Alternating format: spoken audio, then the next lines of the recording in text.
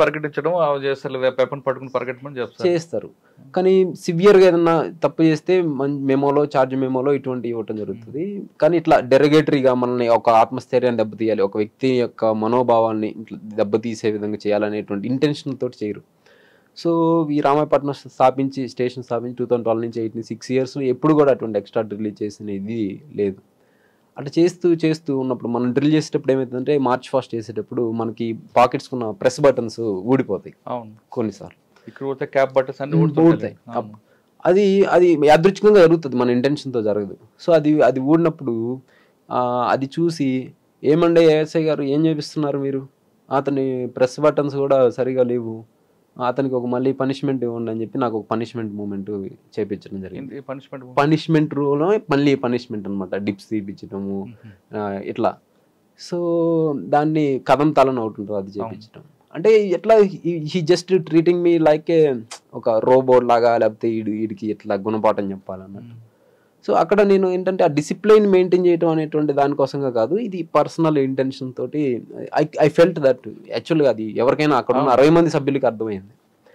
So అది అట్లా అయింది.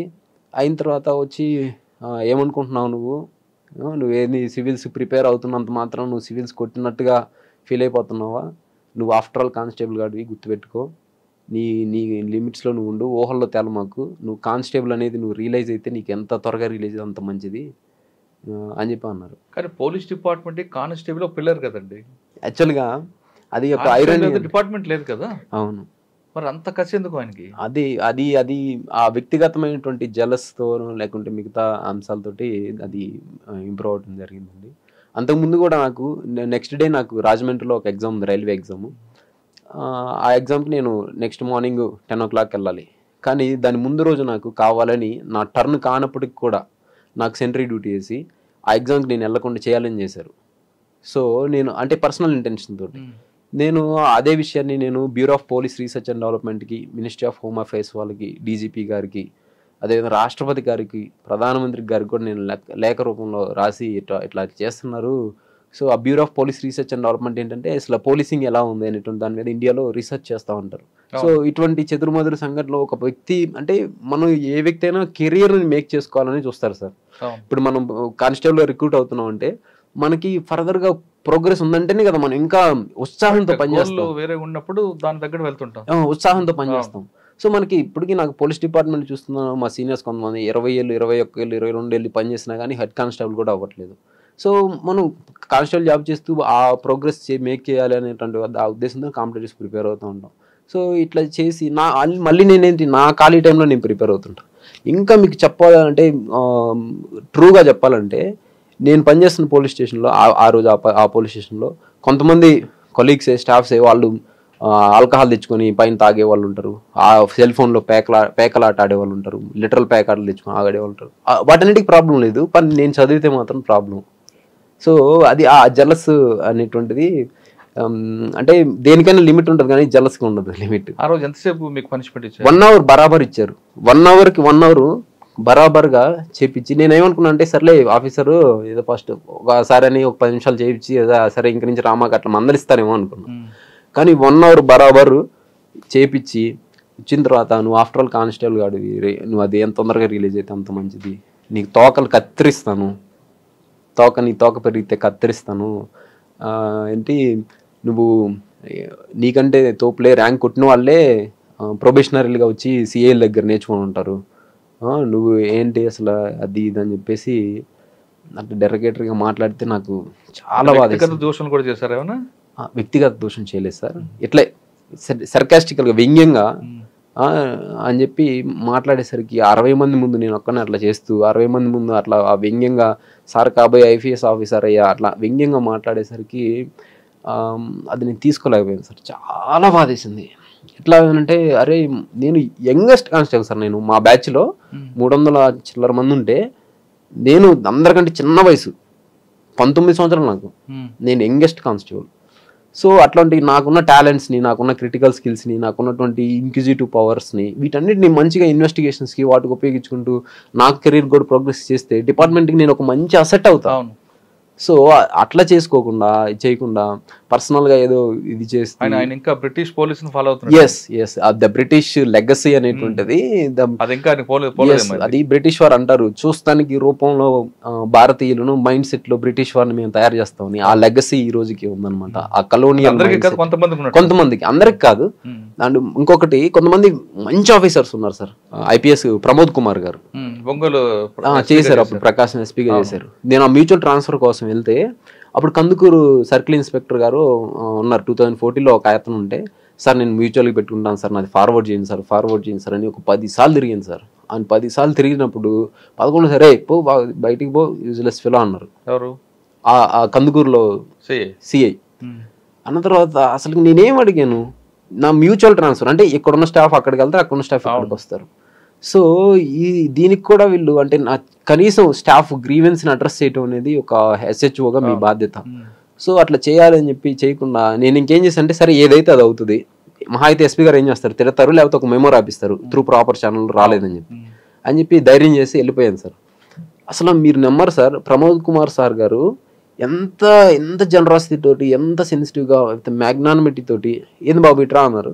సార్ ఇట్లా చదువుకుంటాను సార్, నాకు ఖాళీ టైం, అక్కడ రామాయపట్నంలో అయితే షిఫ్ట్స్ అట్లా ఉంటాయి, కొద్దిగా టైం సేవ్ అవుతుంది, ప్లస్ మా నాయనమ్మ గారు ఉన్నారు, మా పేరెంట్స్ ఇద్దరు ఎక్స్పైర్ అయి ఉన్నారు, ఆమెతో పాటు కొద్దిగా టైం ఆమె కూడా మంచిగా ఉంటుందంటే ఇదంతా పని ఇట్రా అని చెప్పి అట్లా సంతకం చేసి CCకి వెంటనే కొట్టేసేయండి, అవుతుంది 10 minutesలో నాకు రిపోర్ట్ చేయండి అన్నారు.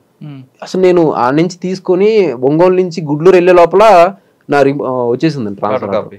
సో అంటే అక్కడ అదే కందుకూరు సర్కిల్ ఇన్స్పెక్టర్ గారు పోరా యూజ్లెస్ ఫెలో బయటికి ఎన్నిసార్లు చెప్పాలి నీకు అన్న దానికి, అదే ఒక IPS హోదాలో ఉన్న వ్యక్తి ఎంత మ్యాగ్నానిమిటీ తోటి, ఎంత జనరసిటీ తోటి with pen stroke just 2 minutes దాన్ని సాల్వ్ చేసి, దానికోసం 2 monthsగా తిరుగుతున్నా.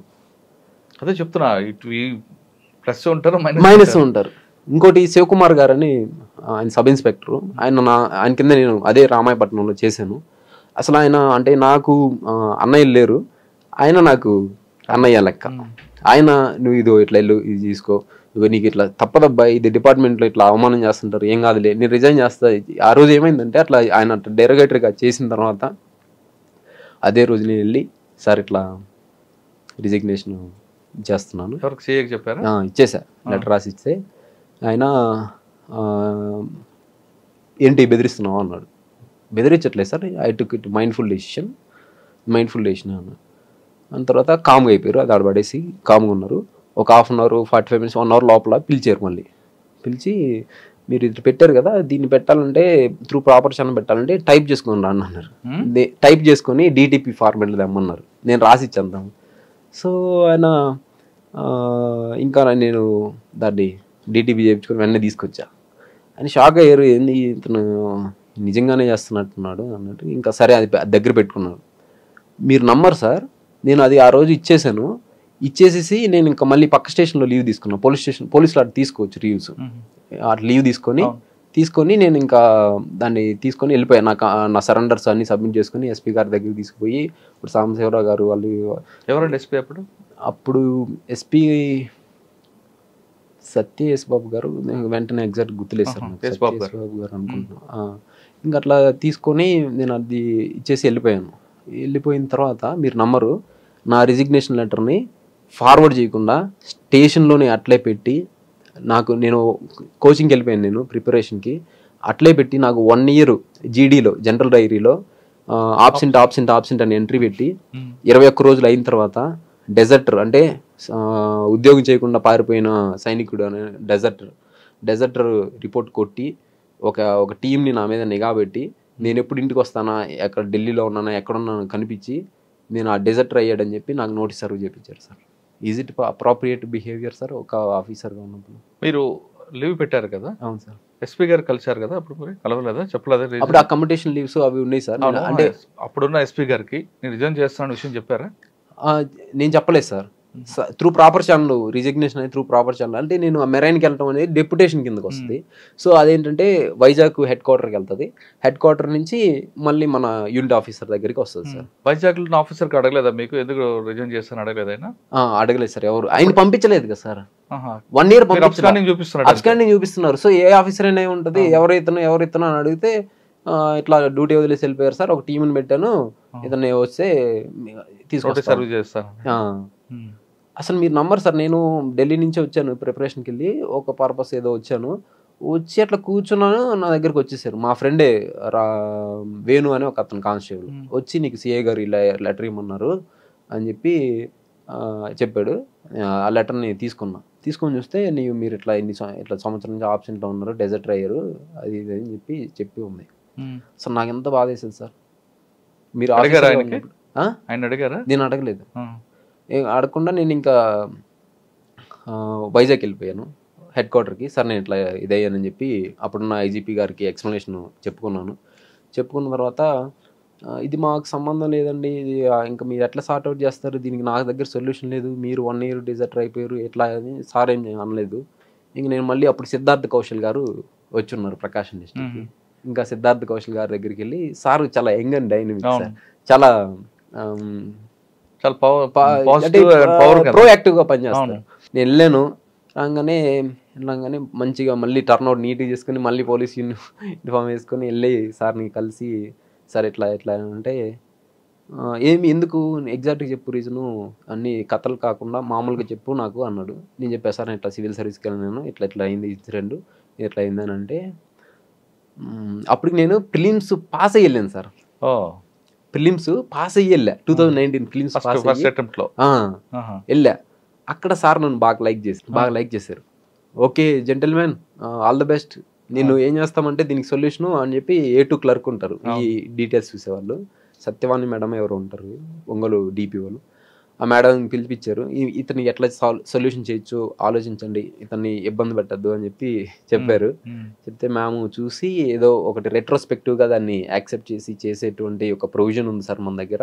ఆ ప్రొవిజన్ ప్రకారం ఇతన్ని మనం అతని ఏ డేట్లో అయితే రిజిగ్నేషన్ ఇచ్చారో దాన్ని డీమ్డ్ టు బి టేకెన్ అని కింద దాన్ని తీసుకొని చేయొచ్చు అని చెప్పేసి అట్లా నన్ను రిజిగ్నేషన్ని ఆ ప్రేయర్ డేట్ నుంచి యాక్సెప్ట్ చేసి, అదే రోజు రిలీవింగ్ ఆర్డర్స్ ఇచ్చి, అదే రోజు LP centre last pay certificate ఇచ్చేసి, లీవ్స్ అన్ని సెటిల్ చేసేసి మొత్తం నన్ను అప్పటికప్పుడు రిలీవ్ చేసేసారు. ఏమన్నారు? ఆల్ ది బెస్ట్ అని చెప్పారు సార్. అప్పుడు ఆఫీసర్ మీద యాక్షన్ తీసుకోలేదా? ఇంకా అప్పటికి ఆయన మారిపోయి ఉన్నారు సార్. అప్పటికి ఆయన నేను వెళ్ళే టయానికి ఆయన మనకి నోటీస్ సర్వ్ చేశారు. నేను ఇది సివిల్స్ ప్రిలిమ్స్ రిజల్ట్స్ వచ్చిన తర్వాత వెళ్ళాను. అప్పటికి ఆయన మారిపోయినట్టున్నారు.